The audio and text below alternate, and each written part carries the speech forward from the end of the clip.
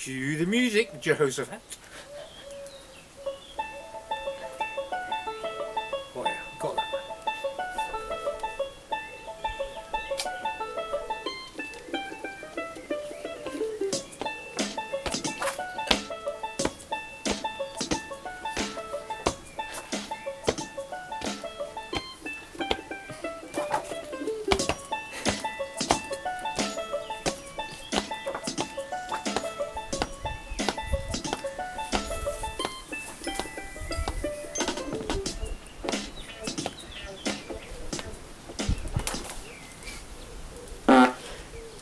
Oh, jeez.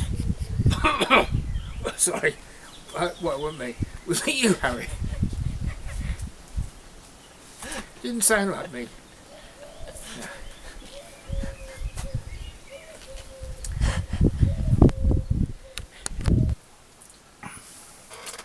Right. Here we are. I'm back in the playroom. I thought we'd start in earnest today with the construction of the Puddleduck. I'm afraid I've started without you. I don't know where you were. So what I'll do is I'll go through those bits which I've already made, how I made them, where I got the plans from, etc. Okay. Right, the plans came from the RCME, January 2018. The plane, there were two plans in this one, Puddleduck and Sticky. Sticky, I think, was a free flight. Puddleduck isn't. What we'll do during the video is post a few photos, if we can fit them in somewhere, of the bit of construction that we've done so far, plus a photograph of the finished product and the technical bluff that goes with it. It's a design by Jim Newbury. Takes you through it. It's a little sort of not a blow-by-blow account of construction by any means. Just some pictures, this, that and the other. Okay, data file. I'll put the data file up on the photographs that I took of it, just to show you what it is. It isn't actually a vintage, it's a vintage style. Okay, so it's one of Jim Newbury's designs, but it looks vintage. I think the only thing about it not being vintage is the electric motor, I think. What you need to do to get the plans, if you want to build one, you have to go to Jim Newbury's site, which I'm trying to find. I think it's called Nuvation, N-U-V-A-T. Oh, here it is, yeah. Nuvation, Nuvation.co.uk. Okay, or you can ring him, or yeah, best go to his site, wouldn't you? Okay, so you can get from the site plans, so you can buy the plans from there. You can, if you want to, get a set of laser cut parts, a wood pack, and extra plans and everything else. Gives you an idea as to what the powertrain is required, and yeah, full of useful stuff. His is covered in solar techs. Talking about that, I did read yesterday some sad news that Solar Film have closed, I intend closing down. They won't be producing any more solar products for a while, so no Solar Film, no solar techs, no light span, any of that kind of stuff. So I don't know what we're going to do after that. I mean, I've got quite a bit of it, as long as it's all one colour. I think I'll probably go back to tissue. Yeah, why not? Yeah, some nice tissue, nice high wet strength tissue. Anyway, not this one. This one will be Celotex. So right, what we'll do is I'll show you a photograph now, which I hope Harry will put on the screen. This photo is of the finished aeroplane. I just took a shot out of the magazine for that, and also the technical spec, and I think it's probably got his email address on it and telephone number as well. The two photographs which you'll shove up whilst I'm waffling here. Okay. The next thing we need to do is the plans actually come on 2 sheets. So it's double-sided of one sheet, single-sided of the third sheet. And so you can't really cut the plans out, can you? Really, not unless you've got a couple of spare ones. If you are a builder or over plans, I sometimes do, I sometimes don't. It really just depends on what the design is. If it's a simple design, I mean, this is really just a fairly simple design. We picked this one because it will be fairly easy for my lad to follow, fairly easy for him to give me a hand. It will be his first build, well, his sort of first half build, because he's already started another one for me. It was a fly, sorry.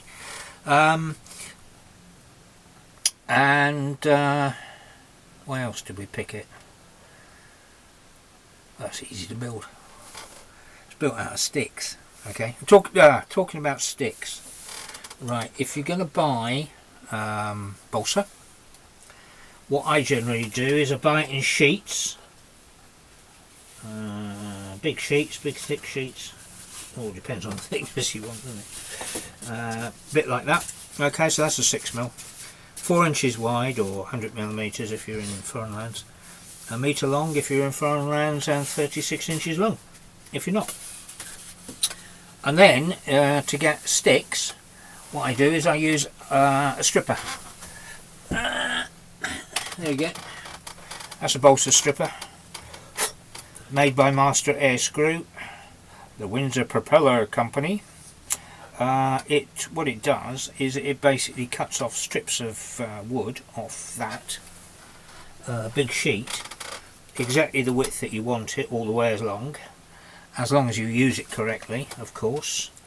Just a quick tip on that: if you're using it on a thick piece of balsa, say up to 6, well, even from 3, I think probably 3 or 4mm upwards, then don't try and cut the strip off in one go. Otherwise, what you're going to do is you're going to end up with the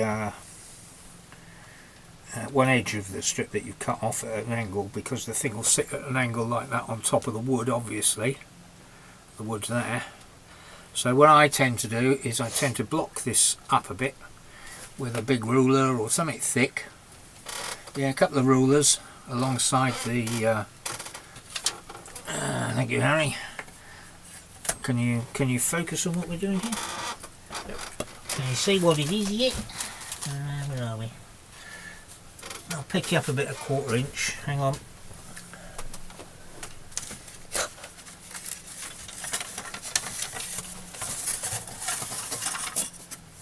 Cut that bit out. That isn't 1/4 inch, but the whole point of the exercise, okay, this is 1/8. Oh, that's good. That's British. Okay, so I put that up against that, so when I'm cutting it, I don't cut all the way through. So if I put it on the cutting mat and then put my thingy on top of it, my stripper, as you can see, it's got a gap underneath it, and all you'll manage to do is to cut it at an angle. So put that up against that. Make sure that this, obviously, is pressed fully up against the piece of wood that you intend to strip all the way along. Support the wood. Okay, so that's one cut.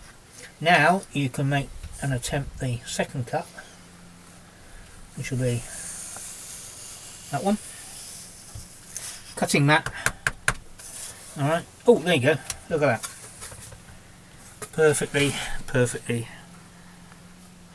straight edges are square to the faces, which is what you want. Not a well, you may want a tapered something, I don't know, but not for this. Right, let's go onto the bits that we've made so far. Right, you'll see on the plans. Right, there you go. That should go like that. So we've got a tail plane. Sorry, rudder and fin. Sorry, tail plane. Rudder and fin. It should fit like that. It's not been sanded off yet. Okay. But if you follow Jim Newbury's plans, then the outside of these, outside there, are straight bits of wood, cut at an angle, and then cut off afterwards with your knife to make that nice shape. We've yet to sand it off and finish it and taper it, obviously. What I forgot, which you won't forget of course, is to add this bit on here, which slots inside the tailplane for extra strength when you're gluing it. Okay, right, I forgot that, so I had to glue it on afterwards. So I hope it's I'm going to glue it in with some epoxy anyway, so that won't hopefully make any difference. Alright, so fairly easy build, that one, just bits of stick. Okay, all cut up 1/4 inch or 6mm if you're foreign, like we are here, cut up into sticks, glued together. Right, whilst we're on glue, 4 types of glue I use. I do sometimes use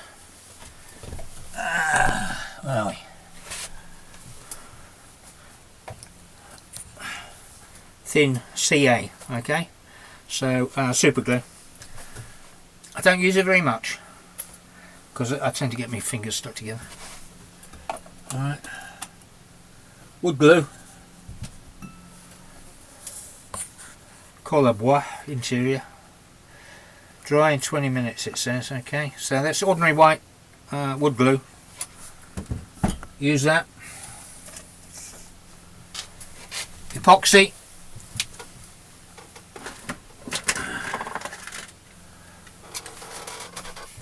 Alright, that's what I use for epoxy. The 5-minute stuff, epoxy rapid, 2 tubes, squeeze, mix. Put it on. That is my epoxy. I don't buy it in huge quantities because I don't use a great deal, and that seems to do the trick. That seems to do the trick. Easy to use, easy to work with. But the most important glue that I use, and I use a lot of it and most of the time, is it's a colle bois, which is a wood glue again. Okay. But it's an aliphatic resin.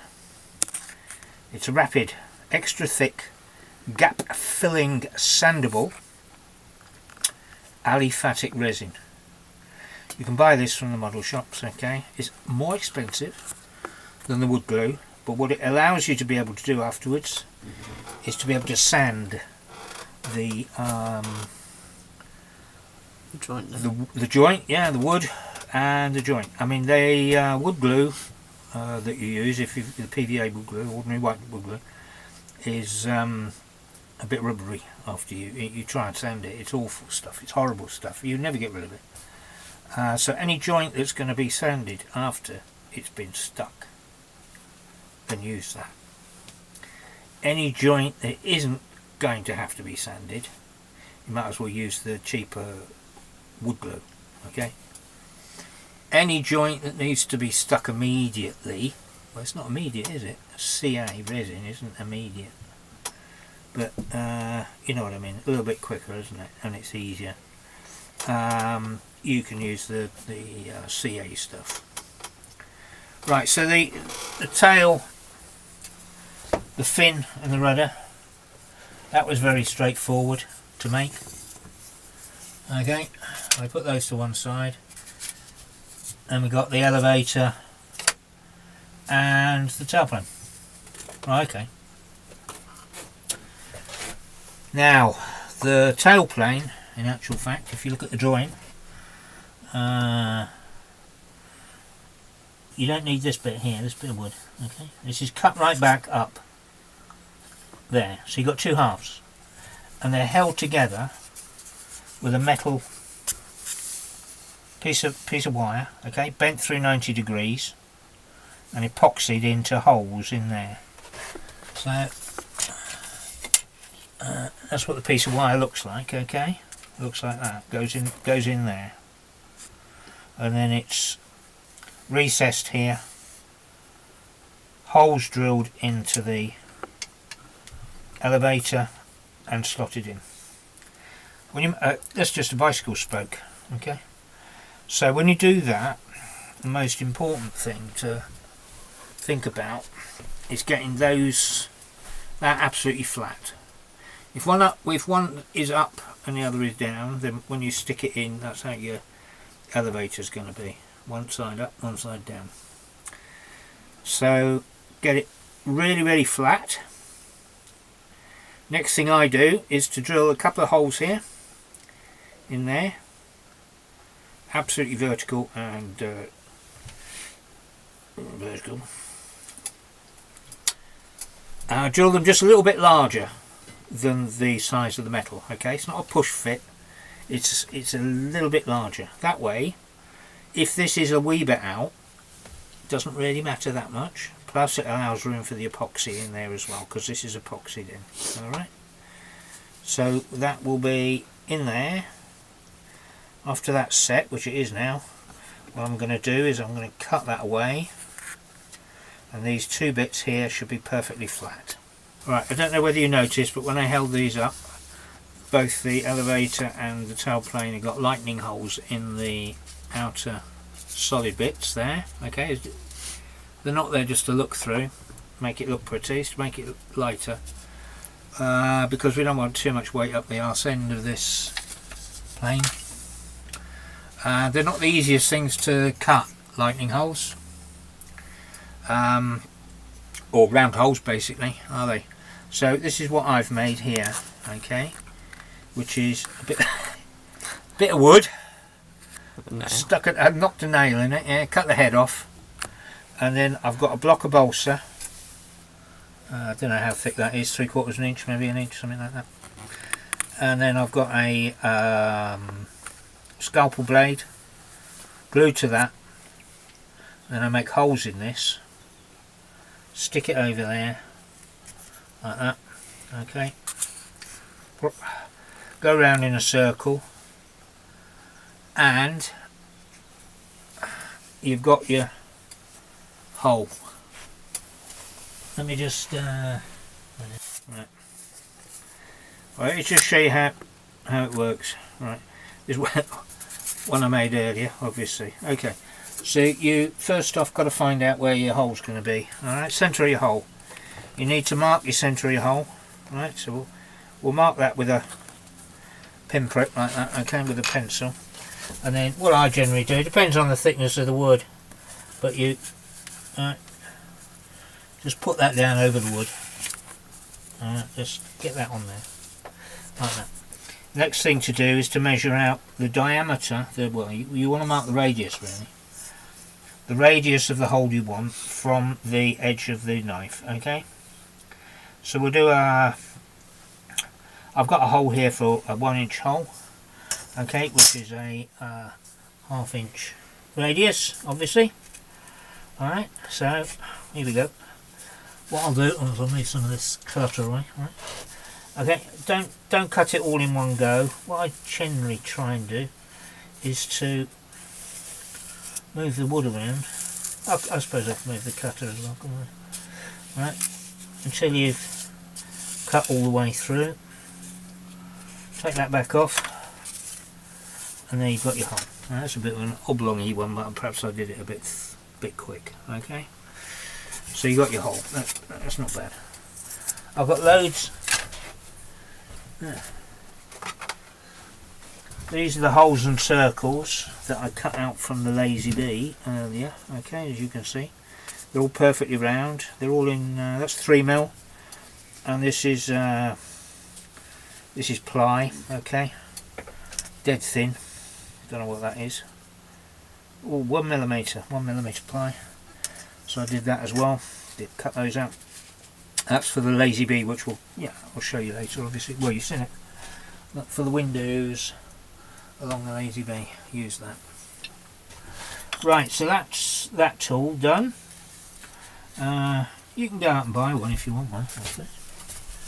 If you got the money.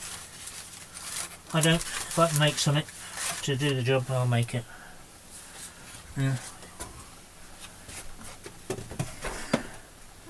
If it breaks, then it doesn't matter, does it? You make a new one. Just costs you a blade. Yeah, that's it. It's about time for the psychiatrist, then. I think he's coming in a minute. I better go. Okay. Right. Well. Yeah. Up yours. See you soon, mate. Thanks for watching.